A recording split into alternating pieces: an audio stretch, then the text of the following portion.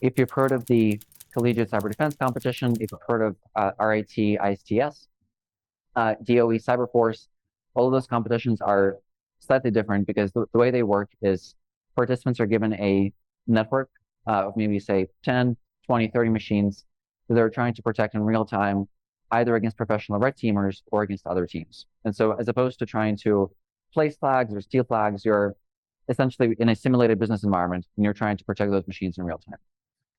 Red versus blue, it's a very generic term and it means a different thing to everybody else. You might hear things like King of the Hill or Conquer the Hill. You might see terms like, purple teaming competitions. And so this is kind of similar to Inherit and Defend, which you're trying to both defend and attack other teams. Or in King of the Hill, you have this kind of wilderness of machines and you're trying to get break into as many of these machines as you can. And there's some other ones. Any field within cybersecurity, you can probably find a competition for it. There's, collegiate penetration testing competition, like 80% of it is report writing. Then there is forensic competition, all kinds of events. And they're a great way to learn new skills, meet people, and they're really fun.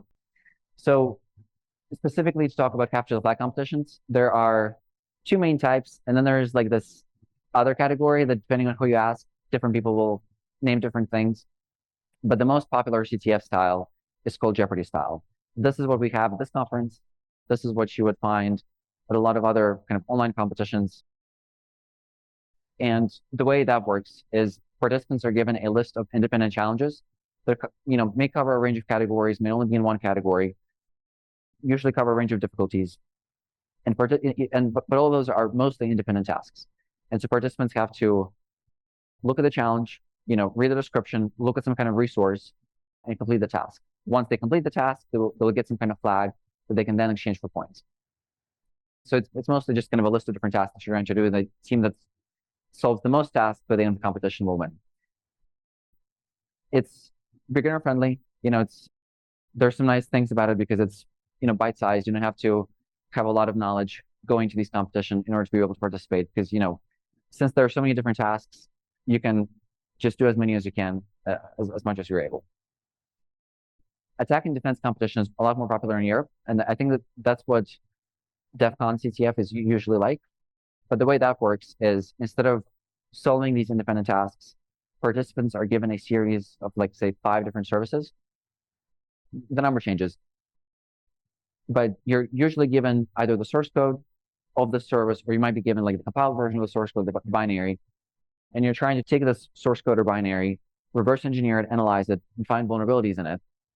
You're also trying to patch those vulnerabilities yourself. And at the same time, you're trying to exploit these vulnerabilities in other teams. So it's a really fun competition. It is a lot more focused on secure coding because you are looking through the source code, you are trying to fix vulnerabilities. And there's an element of forensics because as you're exploiting these other teams, as part of the competition, all the teams are given PCAP files of all the network traffic. And so if you're not careful, there are a lot of tools written, by like really hardcore competitive players where they would look at the incoming traffic, and if they see that their flag is being stolen, they would just take this packet and shoot against other team, just replicate the attack.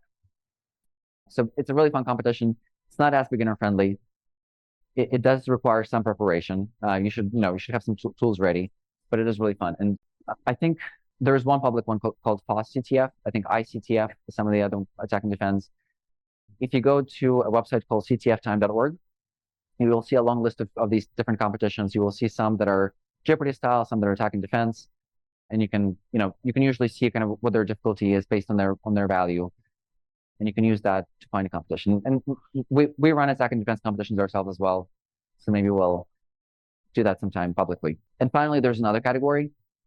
If you talk to some people like CTF Time, they list HackQuest as another CTF category. Sometimes you will hear Boot to Root as another category. I personally lump them together with Jeopardy style because in some ways you're still trying to solve different tasks, find a flag. But I guess the differentiation is that in HackQuest, the CTF challenges are more or less in order. So they build on top of each other. Like they might simulate a penetration testing scenario where, you do some reconnaissance, you find a way in, escalate privileges, move laterally, things like that. So now I'm going to jump into Jeopardy style CTFs. Well, and I guess before I do that, I want to show you the difference in scoreboards between Jeopardy style and attack and defense. In Jeopardy style, you just solve tasks, gain points. There are two types of scoring. There's static scoring, which is what we have at this conference, where every challenge has a predetermined point value. And in more hardcore competitions, you'll often see dynamic scoring. And that means that every single challenge starts with the same point value, but its point value changes based on how many teams are able to solve the challenge. And so if everybody solved the challenge, the point value is going to be almost zero. And if only one person solved the challenge, it's going to be like 500 points. In attacking defense, you're scored on your ability to attack different teams, defend your own flags, keep your services up. But it's a lot more complicated. It's also really fun. So why should you participate in CTFs? I think there are two main reasons. One is if you're trying to learn a few specific skills, CTFs are a great way to get some hands-on exposure to a lot of different tools. Like for example, if you're trying to learn how to use Wireshark, usually CTFs have a bunch of questions that require you to do something with Wireshark. Well, maybe it's pull out some kind of file that was transferred, over the wire. Maybe it's some kind of, C2 channel that you're trying to figure out, what happened. If you're trying to get some exposure to, binary exploitation tools like Ydra or GDB, CTFs are a great place for that as well. And so, as opposed to a lecture where you're usually, listening to a person speak, CTFs are a great way to take some of those topics and actually apply them in practice through hands-on activities. The other goal of doing CTFs is to get into this hacker mindset. It's kind of an overused term, but essentially that means is when you approach technology, instead of looking at it from the perspective of a user, instead you should try and understand how it works. So for example, what happens when you click on a button? A request gets sent, something in the database happens, and a request gets sent back. And by doing the CTFs, you gain a much better understanding of how these systems work, and that will help you understand how to secure them, how to break them, and just make you a better security professional.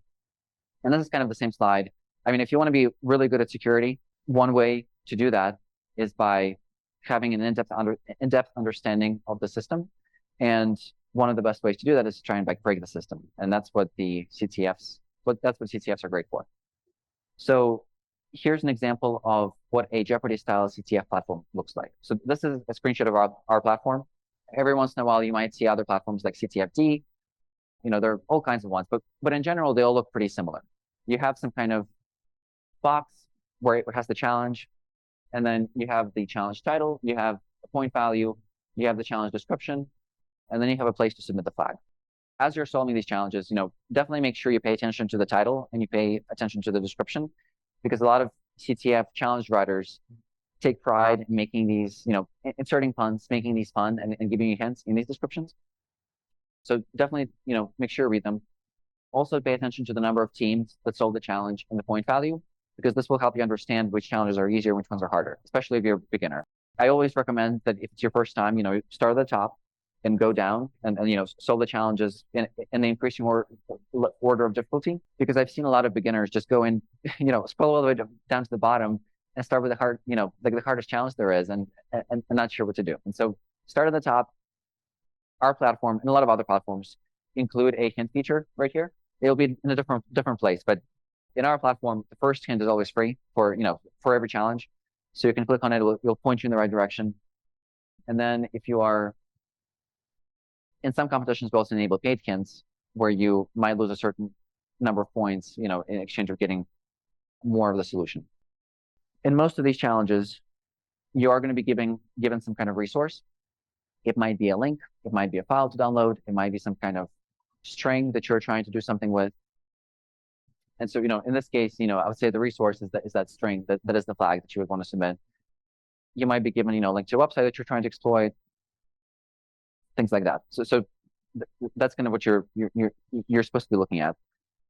And then once you find the flag, you can put in the field, submit, and then the more challenges you solve, the more points you get, and the higher your places. The way we usually break ties in CTF competitions, if two teams have the same point value, the team that got to that place first is ranked higher.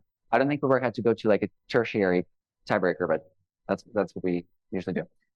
So every CTF is different, but these are the most common CTF categories that you will find in these competitions. So web exploitation is personally my favorite one, but that usually involves anything that has to do with websites. with the exception of WebAssembly. I think WebAssembly is usually you would put in like in reverse engineering category, but things like SQL injection, command injection, template injection, server-side request forgery, cross-site scripting, or even basic things like reverse engineering the website and looking at the source code and just looking at the JavaScript to see what's hard-coded in there. That would all fall into the bug exploitation category. Every once in a while, you are given source code for these challenges, but more often than not, you're supposed to rely on different hints and different technologies that are being used in this website to figure out where the vulnerability is. Definitely try and pay attention to what technologies the website uses, because if, for example, you see that it uses GraphQL API as part of its app process, most likely that's where the vulnerability is going to be. So there are some CTFs that make this process really difficult, and instead of giving you some context, they just give you the link, and when you go to the link, there's just a website with nothing else, like with one single input form. Those CTFs are a lot harder, and I personally would not recommend you participate in those, because the way you win in those is by just trying 100 different random things and until you stumble upon the right solution, and so that can get discouraging. But most CTFs, they really focus on the learning aspect of it, and so often, even if you're not sure what you're supposed to be doing, you can ask participants and they'll give you. Forensics, that's a category where you're given some kind of artifact and you're trying to look through it and find traces of something. It might be a PCAP file that you're trying to find traces of something being downloaded or uploaded. It might be a memory dump where you're trying to see what happened, which processes were running, find the beacon. It might be a log analysis file where you're given like a dump of the Windows event log and you're trying to piece together what happened, maybe looking through the registry, but essentially looking at some kind of file artifact and using that to do, to find traces of something else. It's a very broad category, but that's kind of the idea. Reconnaissance and OSINT, open source intelligence. This category is usually the favorite, among participants. But there are two main types. One is kind of Google reconnaissance, when you're trying to use publicly available information to find information about a target. It might be a fake persona. Sometimes we create these kind of fake accounts, fake individuals, and we give them an online presence. And you're supposed to, for example, find where they work, steal their answers to their security questions, reset their password, login, and impersonate them. It might be something where we give you like a fake company name, and you're supposed to like figure out what servers they're running on, what technologies they use, things like that. From a more technical perspective, reconnaissance can also mean things like running Nmap against, so instead of being an individual, the target is now some kind of server. So you're trying to learn more information about the server. So it might be figuring out what ports it has open, figuring out what things are running on it, so things like Nmap will be the other category. Cryptography is more or less math heavy. I think there is in this category, you would usually have a lot of really easy challenges, and then you would have like a lot of really hard challenges. The easy ones, so cryptography deals with most of it encryption and encoding. Encoding is where you transform the text from one state to another without really using any kind of key.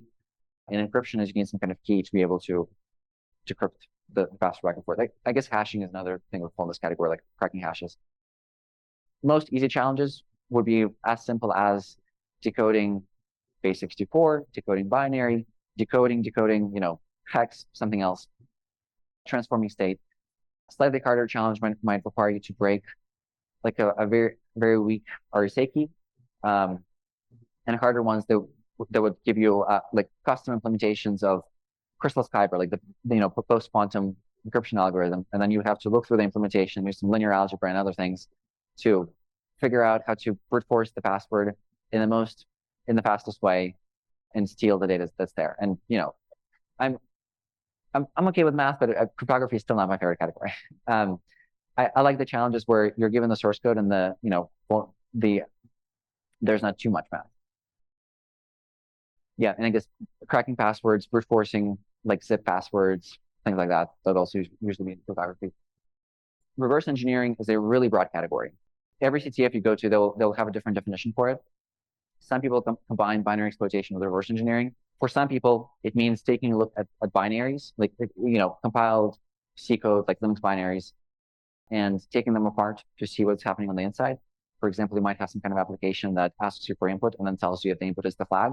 And so you have to decompile it, reverse engineer it, and see which parameters, which inputs would tell you that the thing that you entered is the flag. We usually treat this category more broadly. For us, it means any challenge where you take something and you take it apart. So it might be some kind of mobile application, some kind of APK file. It might be a Java jar file. It might be some kind of file format, a protocol, something that you take apart, reverse engineer, and see how it works. Binary exploitation is usually considered to be the most prestigious and the hardest category, but that mostly means there you deal with compiled binaries and you're trying to find buffer overflows, heap overflows, all kinds of vulnerabilities where you have to exploit the program in such a way so that it modifies the memory, in the instructions and make the program do things that it's not supposed to. So vulnerabilities like I mentioned, heap overflows, buffer overflows, all of those would fall into this category. And if you're participating for the first time, it's okay if you aren't able to solve any of the binary exploitation challenges. It takes time, it takes practice. For me personally, it's still not my favorite category, but it is considered to be the most prestigious. And usually when you have CTFs at DEF CON, they're mostly focused on binary exploitation. And miscellaneous is another category. A lot of technology. There are a lot of other challenges like layer 2 attacks, like ARP spoofing, things like man-in-the-middle attacks, privilege escalation, Windows challenges, Linux challenges. Usually they don't fit in these traditional categories, and so we either put them in miscellaneous or some other category. But it's a fun category, but can mean anything to different people. So the general approach for solving these challenges is the first thing you should do is, if you don't understand how something works, is try and Google it. I mean, DCTF, there's absolutely zero expectation that when you walk into this competition, you're going to know. I mean, you're going to be able to solve any of the challenges from memory. And so Googling is encouraged. As soon as you see the challenge, look at the title, look at the description, and try to see what it's talking about. Understand the context. For example, for a cryptography challenge, are you looking at an encryption algorithm, or are you looking at some kind of encoding? Are you looking at symmetric keys or asymmetric keys? If it's web exploitation, are you looking at some kind of website that uses a database, or is it a website that lets you execute commands? Trying to understand what technologies are used in this environment, and then use that to build your understanding of the challenge, of the context, and that will point you in the right direction and tell you which tools you're supposed to be looking at. Yeah, like I mentioned, read the challenge description and the title carefully. Usually there are puns and hints.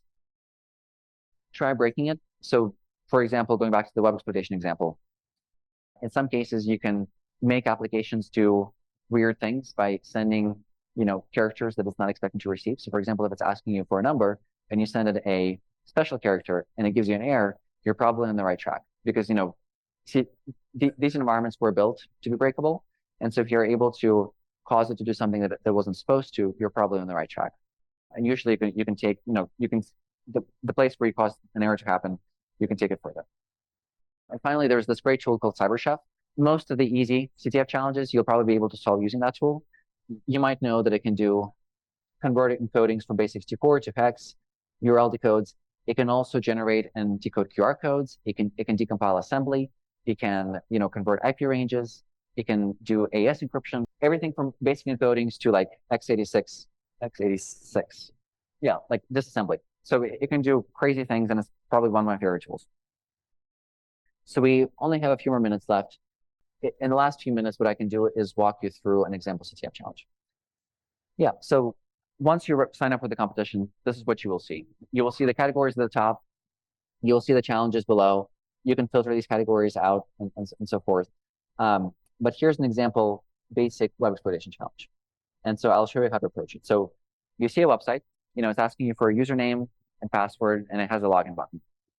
So the way you approach these challenges is you try to understand, how does it work? What happens? You have to get into this mindset of not being a user, but being like a hacker and trying to understand how things work, how to break them.